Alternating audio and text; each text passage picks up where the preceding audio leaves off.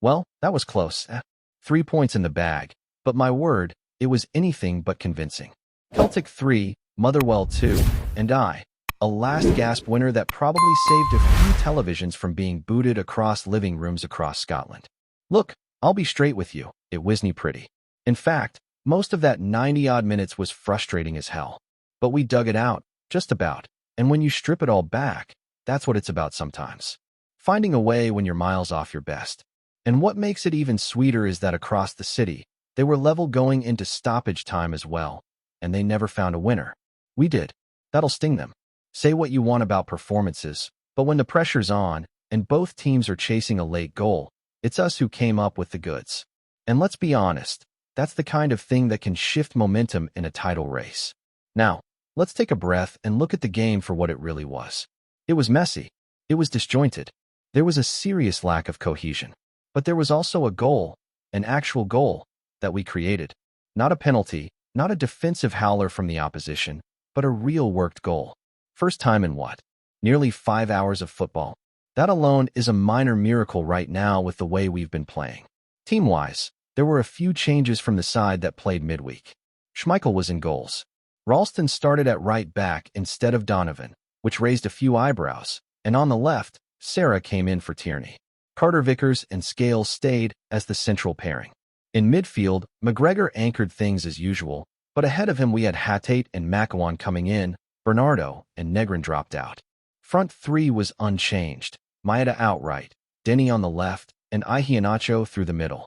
And listen, right off the bat, you could just feel it, another nervy one. We were slack all over the park. It was one of those games where even the players you usually trust with the ball were making daft mistakes. Simple 5-yard passes going astray, lads kicking the ball straight out of play under no pressure. I lost count of how many times we handed Motherwell possession for free.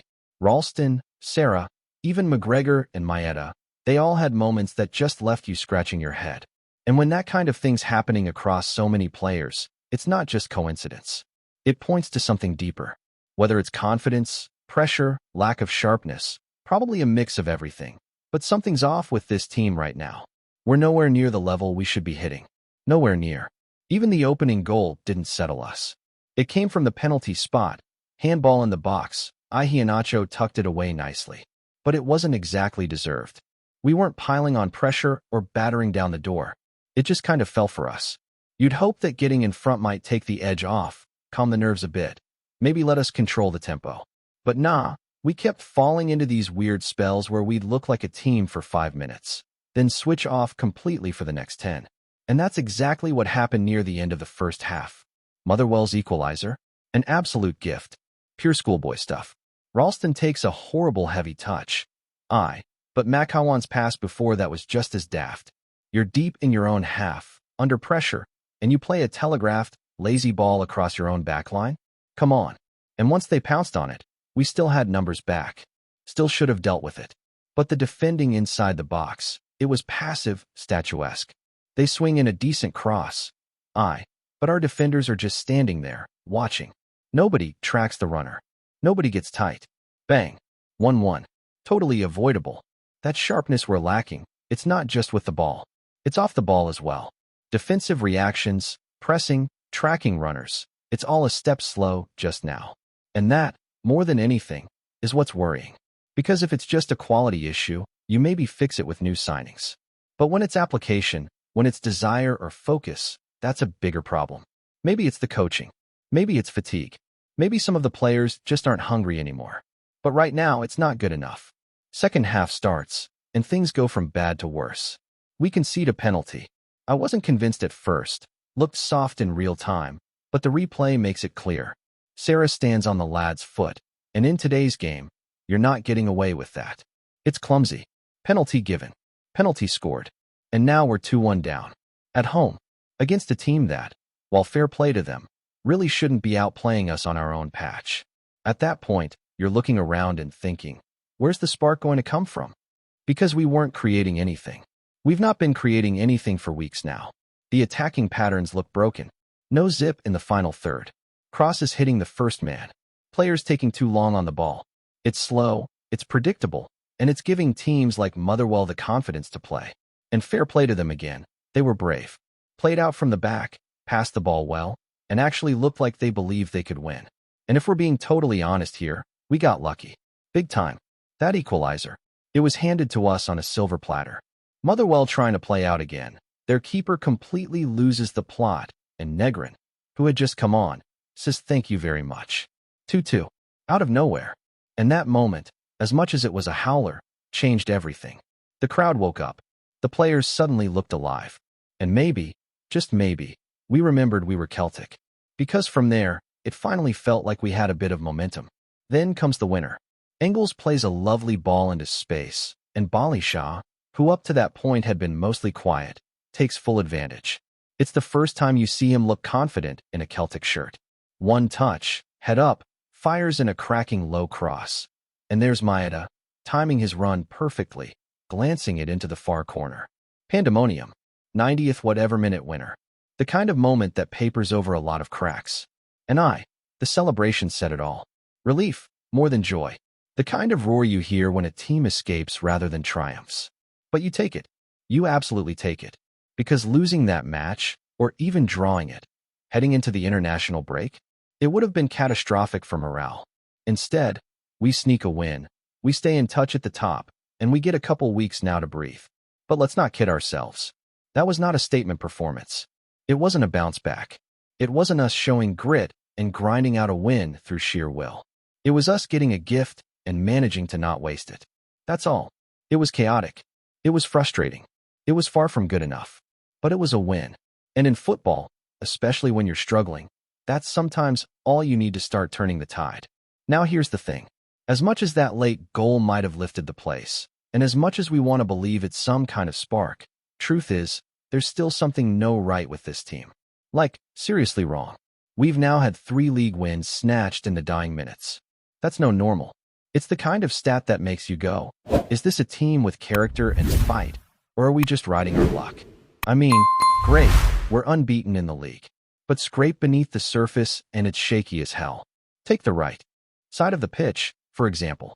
Against Motherwell, it was a disaster. Tony Ralston, and I hate singling folk out, was miles off it again. He's a lad that's always given his all, no doubt. But right now, his performances are nowhere near the level needed. And that's not just one game. Against Hibs he was poor too. So why's Donovan been dropped? He was actually looking decent, and suddenly he's not even in the matchday squad? A knock maybe? Fair enough if so, but if he's fit, he should be starting over Ralston. No question. Thankfully, sounds like Alistair Johnston's getting close. Might not be ready to start against Dundee after the break, but he should be available again. And honestly, we need him. He brings a bit of presence, composure, the kind of stuff we're crying out for right now. If it's Johnston and Donovan rotating that right-back slot, I can live with that. But we can't keep forcing Ralston into the side if he's this far off the pace. Then there's Maeda. Look, he scored the winner and credit where it's due. Brilliant movement, brave header, big moment. But out on the right, he's struggling. It's just not working. He looks lost half the time. And it's not even his fault. He's not a natural right winger. He does his best, but you can see it's awkward for him. So what's the alternative? That's the problem. We don't really have one. Forrest's legs are gone. Yang's nowhere near it. Tilio? Not trusted, clearly. And BOLSTER? Nah, he's a left-sided player, always has been. So we're stuck. One side of the attack completely ineffective, and we've no obvious solution in-house. And when you add in the midfield, well, that's where it gets really concerning. McGregor's doing everything he can, but he looks shattered. The balance is all wrong. Haytate's had moments, but he's far from his best. Bernardo's been hit and miss. Makawan's clearly still adjusting. And Negrin, well, he gave us something off the bench, but again, we're talking about flashes. No consistency, no control, no identity in that midfield. And it's not like we've got reinforcements coming back anytime soon. This is what we've got. Till January, this is the squad. And unless something changes in how we approach games, we're going to keep riding this emotional roller coaster week in, week out. It's not sustainable. You can't just rely on late drama every time. Still, there are a few glimmers. BOLSTER, after that assist, might take some confidence. He looked like a different player in that final moment. Head up, decision made, executed perfectly. Maybe that's what he needed. He's not off with his national team during the break, which could be a good thing. Give him time at Lennox down, proper sessions, get his head right. Same goes for Iheanacho. The guy clearly cares. You see it in his body language, and how he reacts to goals and challenges. That we videoed doing the rounds, where he's celebrating a clearance like it's a winner. That's what you want. That's passion. And honestly, it's these new lads who seem to be showing the most hunger just now. Negrin, Balisha, even Donovan when he's played, they're treating this like a huge opportunity. You can see they want to prove themselves, that this means something to them. And maybe that's the biggest takeaway right now. Maybe it's time Brendan stops relying on the same old names and lets these new boys take the lead. The ones with something to fight for. Because some of the senior players, and I'm not naming names, they look like they've checked out. Or maybe just lost that fire. You can't have that. Not here. Not at Celtic. And this is where Rodgers has a real decision to make. Stick with the old guard and hope they rediscover their form? Or back the new blood and build something fresher, more energetic? He's been talking a lot about mentality, about spirit, about the players showing heart. And look, that's all well and good. But we can't keep talking about big character every time we bail ourselves out in the last 10 minutes. At some point, you need actual structure. You need control. You need performances that don't rely on chaos. Now, obviously, the international break gives a wee bit of breathing room. But not much. Most of the squad's away, which means there's no real chance to drill new patterns or reshape the team. It's not like Brendan gets 2 full weeks on the training pitch with the full group. That's the problem. It's stop-start. And when we come back, it's full throttle. Massive run of games. Hearts away. Rangers in the Cup. European ties. 8 matches before the next break, and we need results in all of them. So whatever bit of good feeling we've scraped from this win, it has to be the fuel. Because we're walking a tightrope right now.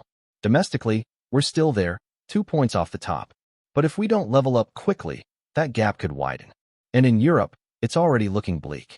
For points minimum needed from the next 2 group games, just to have a shot at knockout football. That's a tall order considering how we've played so far. So we got the win.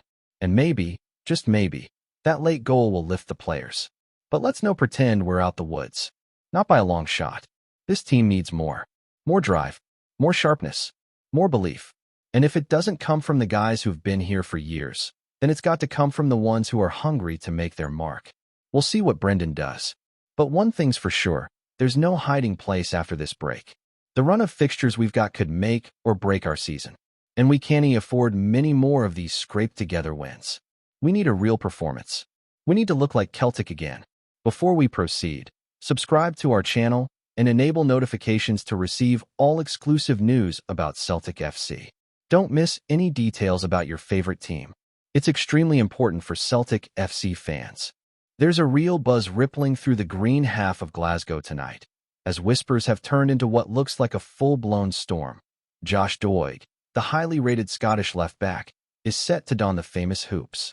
After months of speculation about reinforcements at the back, few expected the move to come from Italy, and even fewer thought it would be Doig making the journey home.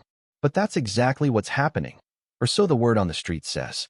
The 23-year-old, once hailed as one of Hibernian's brightest academy products, had carved out a strong reputation in Serie A, first with Hellas Verona and most recently with Sassuolo. His performances abroad had drawn interest from several Premier League sides, including whispers of scouts from Brighton and Bournemouth watching closely. Yet, in a twist worthy of Glasgow's unpredictable footballing landscape, it seems Celtic have moved quicker and quieter than anyone else. Rumors began swirling earlier this week when Doig was spotted at Edinburgh Airport, reportedly en route to a private meeting in Glasgow. Some dismissed it as coincidence, others as wild talk, but insiders now suggest the deal has been brewing behind the scenes for weeks.